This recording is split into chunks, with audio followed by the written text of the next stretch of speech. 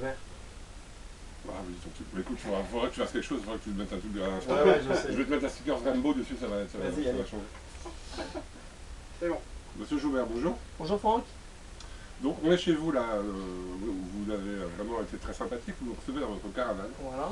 Donc c'est quand même assez rare et on a qu'on puisse, nous, non-forains, pénétrer dans l'univers, dans le privé des forains. Donc merci beaucoup, hein, je vous remercie chaleureusement. Je n'ai pas beaucoup de questions à vous poser, simplement on voulait changer un peu, plutôt que de faire, souvent on fait des gros métiers, voilà, on en a fait aussi, on voulait aussi découvrir d'autres forains et d'autres façons de vivre sur la fête foraine. Donc vous êtes propriétaire d'une boutique, avec votre famille en tout cas, Ouais. de boutique de bouffe sucré-salé. Donc je vais vous laisser m'expliquer un peu aux spectateurs ce que vous proposez, comment vous travaillez, quels sont vos produits et comment vous les fabriquez par exemple. Et ben donc on a une partie sucrée qui est dans l'allée centrale où c'est mon frère qui le tient avec sa femme. Donc la partie sucrée, donc croustillon, crêpes, gaufres, churros, barbe à papa, pommes d'amour, etc. Et on a une partie donc salée avec confiserie aussi qui est dans le fond de la foire à côté de la sauterelle et du manège Bleu Manzai. Et donc là on y fait du kebab, panini, hot dog, hamburger du chef, gros hamburger. Et donc on a la partie aussi sucrée, donc pareil avec crêpes, gaufres, une partie aussi boisson avec un bar, donc avec de la bière, de la Stella, de la Lef, des bières de Nord. Quoi. Voilà, Voilà. de Donc, dire donc on est là pour faire plaisir aux gens et en même temps parce qu'on est dans une belle région qu'on aime énormément. c'est bien de flatter les ch'tis, on aime ça. Bon, on va pas. La foire de Ville est une belle foire, en toute objectivité. La troisième plus grosse foire en France, après Rouen et celle de la Saint-Romain et la foire du Trône. Exactement. On est fiers d'être lillois et d'avoir fait une si jolie foire. Il faut dire aussi que la braderie aide beaucoup à cette tradition, parce que il faut être clair, ça attire quand même beaucoup de monde. Aussi les forains, puisqu'ils viennent pour cette tradition de braderie et de foire sur la braderie, ou de braderie sur la foire, on peut inverser. Donc voilà, parlez-nous un peu de ce week-end de braderie qui est un peu le rush pour vous, un gros week-end. Si la météo est de la partie, on vous le souhaite sincèrement. Je pense le plus gros week-end de la braderie, puisqu'on attend 2,5 millions, 3 millions de personnes sur l'île. Voilà, je vous laisse vous dire un peu comment se passe cette braderie. Et ben on a le week-end de la braderie, donc avec aucun horaire, on peut terminer l'heure qu'on désire. En général, les forains ferment le samedi quand même à 5h du matin. Il y en a qui peuvent peut-être aller plus loin, mais bon, en général, c'est ce qui se passe. Vers les 5h du matin, la foire se termine. Et puis, donc, avec le dimanche, c'est vrai que ça reste normalement le plus gros week-end de la foire, mais il y a aussi le week-end suivant qui est quand même pas à négliger, qui est aussi un gros week-end. Un peu plus familial, à la différence de la braderie qui serait peut-être un peu plus de jeunesse. D'où la raison des horaires. Voilà, c'est quelque chose de différent. Ça fait venir du monde de l'extérieur. On va dire qu'on travaille pas mal avec les touristes pour le week-end de la braderie, puisque ça fait quand même déplacer du monde. Et le week-end suivant, vraiment avec les clients de la région. Voilà. Mais qui n'est pas négligeable quand même. Est-ce que vous avez une spécialité dans ce que vous proposez, en sucré en particulier, ou même en salé? Expliquez-nous par exemple ce qu'est le hamburger du chef.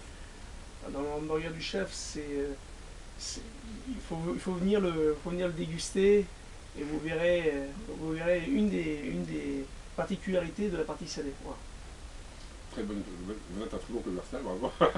On viendra samedi soir déjà nous pour goûter, on vous donnera notre avis, puisqu'on a déjà testé cette spécialité sur une autre boutique, on ne verra pas avec elle évidemment, donc pas de concurrence, mais voilà, on a été un peu déçus l'année dernière, on a trouvé que la qualité était en baisse. Donc on goûtera votre chef cette année. Et puis, et en sucré par exemple, est-ce qu'il y a des spécialités particulières le croustillon hollandais fait partie des produits phares de la fête foraine. Il y a le croustillon, aussi le churros, donc c'est tous des produits qui sont quand même faits devant le client. C'est ce qui nous différencie vraiment avec les autres commerçants, parce que nous sur la fête on produit on produit le produit devant le client. C'est vraiment, on fait de la fabrication artisanale. C'est une de nos différences avec les commerçants. Voilà. Ça c'est effectivement, c'est une grosse différence. Et puis avec le débit, on sait qu'on a la fraîcheur avec le débit, le nombre de clients que tous les jours approvisionnement, voilà, on sait que ça, il y a aussi les brasseries, on en parlera en off, mais c'est vrai que c'est un gros système. Alors c'est un village qui arrive sur l'île. Ouais.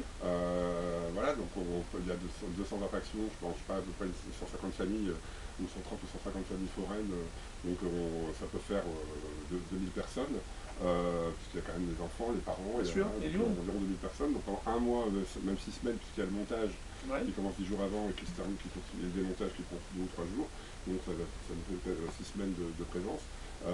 Comment se passent les choses avec la mairie, comment se préparent les festivités, le feu d'artifice, ces choses-là.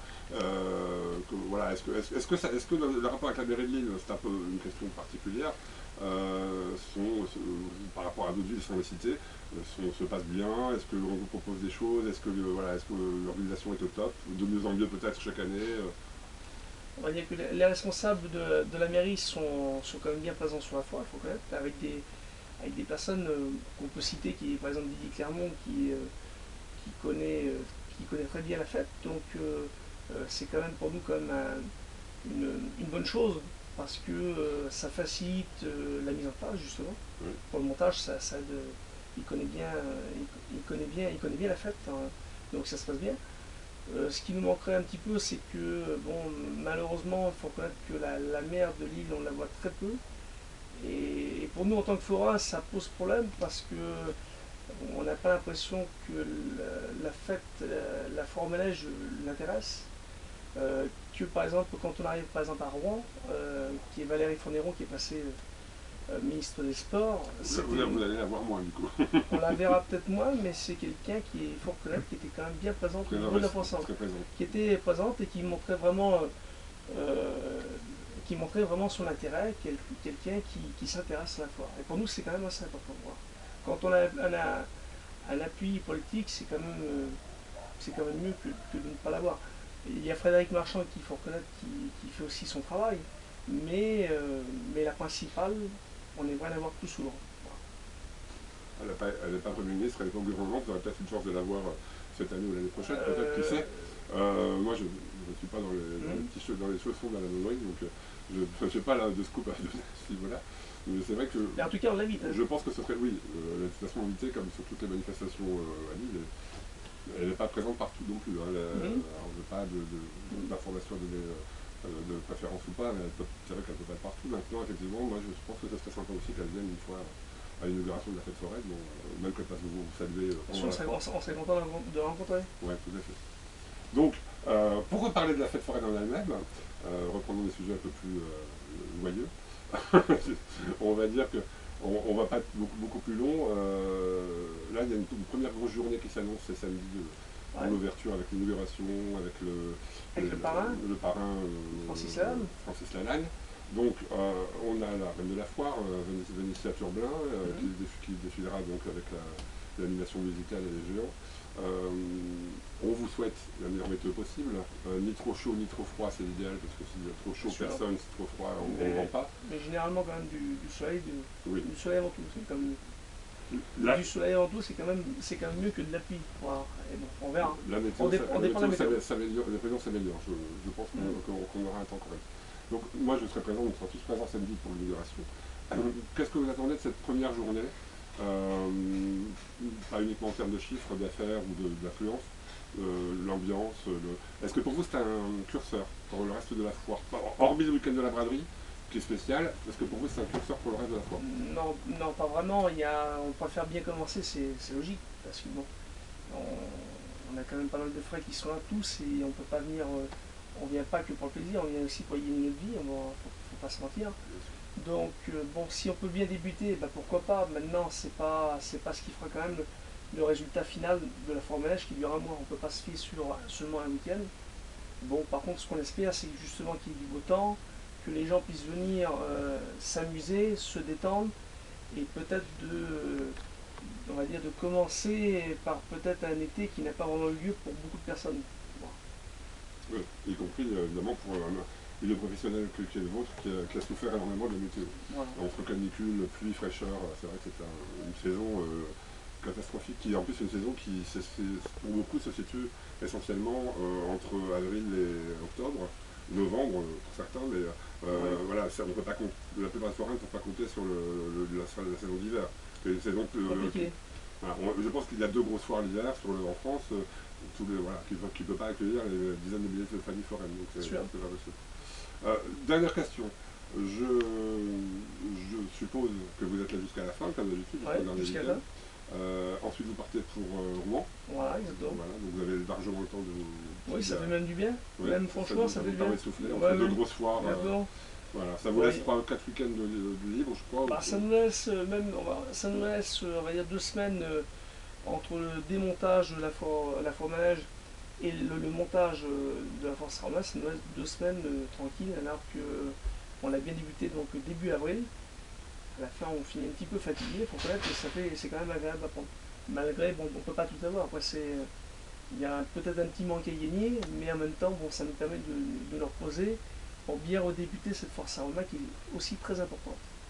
Oui, c'est ce qu'il faut ce qu'on peut faire comprendre aux gens qui ne connaissent pas du tout la vie foraine, c'est que ça peut paraître parfois, pour les gens se entendent, oui, pendant 3 mois l'hiver on ne travaille pas, ça paraît énorme, mais en réalité c'est un travail très physique, très fatigant. Il faudra qu'on calcule nos heures, voilà. de voir combien on fait d'heures en peu de temps, puis vous comprendrez combien que ça peut se mesurer toute l'année, parce que nous c'est non-stop. Hein.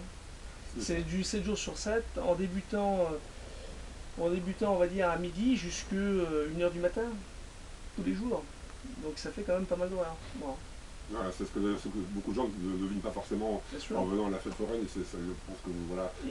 D'ailleurs, beaucoup de gens pensent, ça je le vois parce que je suis au montage, que la fête foraine se monte en 24 heures. Hein, je veux dire. Non, donc, voilà. mais même nous, dans mon cas, on vient de la fête des Loges. D'arriver donc le lundi pour être ouvert le samedi, c'est quasiment un effort surhumain qu'on fait parce que il y a beaucoup de gens pareil qui arrivent donc mardi et qui viennent de Cambrai. Il y a beaucoup de camions comme là vous voyez sur la foire, c'est quand même pas évident. On va dire même 5 jours de montage, c'est pas trop, hein, loin de là. On préférait même avoir une semaine supplémentaire pour bien s'installer, et puis il y a du montage, mais aussi de la remise à niveau, de la peinture, il y a plein de choses qui sont faites avant que les clients arrivent. Ouais, puis l'entretien des boutiques, la préparation des commandes, la logistique, c'est pas que juste caler voilà, il y a tout ce qui est derrière, les coulisses, que les gens voient pas. Voilà, exactement. Là, il y a pas mal de travail. Je pense que ça va être bien, on va en terminer là parce que ça fait quand même une belle interview, n'est-ce pas? On bat les records, mais on avait vraiment très envie de faire cette interview, moi en particulier, donc c'est fait. En plus dans un endroit entre guillemets insolite pour le grand public, donc voilà, on ne dévoilera pas davantage que le salon, et on vous remercie de nous avoir reçus à nouveau et de nous avoir désaltérés, puisqu'avec ce beau temps on avait besoin. On espère la même météo pour samedi. Merci beaucoup, et puis je vous souhaite bonne chance, et ça se dit pas chez les forains, mais enfin, merde pour samedi. Voilà. Merde aussi, c'est gentil, et puis je vous accueille avec très grand plaisir. On venez quand vous voulez. Voilà. À très bientôt. Merci beaucoup.